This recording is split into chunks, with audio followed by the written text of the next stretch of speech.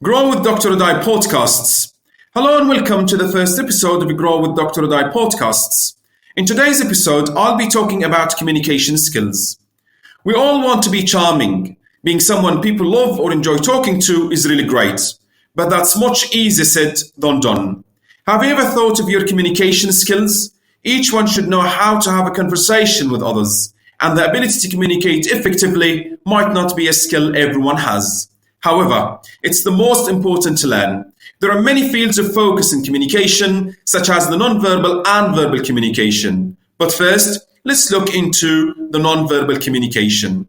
Non-verbal communication is about facial expressions and body motion. It's said that 93% of emotional meaning we take from other people is found in the person's facial expressions and tone of voice. And the other 7% is taken from what the person actually says. For us, the main purpose of verbal communication is to make our message very clear to others. If we succeed with that, then we keep them engaged. But if we fail, then they are lost. We can keep a good rapport with others by getting our message across very successfully. We can share our thoughts, feelings, and emotions even if we speak with others on the phone.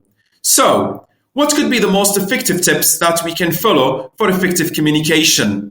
Here are some tips. But of course, there are plenty.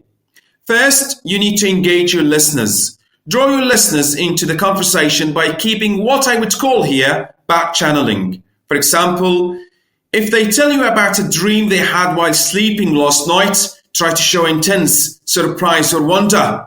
You can say or react, "Wow, and what happened next? Tell me more about it. I can't believe it." Second, watch out your body language. As I mentioned before, 93% of our communication is delivered through body gestures. So try to use open palm positions instead of bottom palm positions.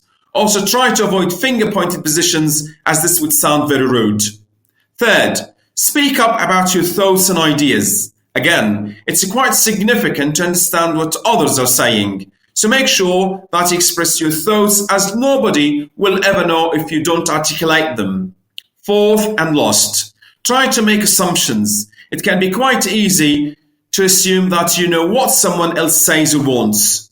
This can cause misunderstandings and would escalate the conversation into a conflict. Being an active listener would save you from that situation. Try to be quiet and listen to the end of what others say, then have your input.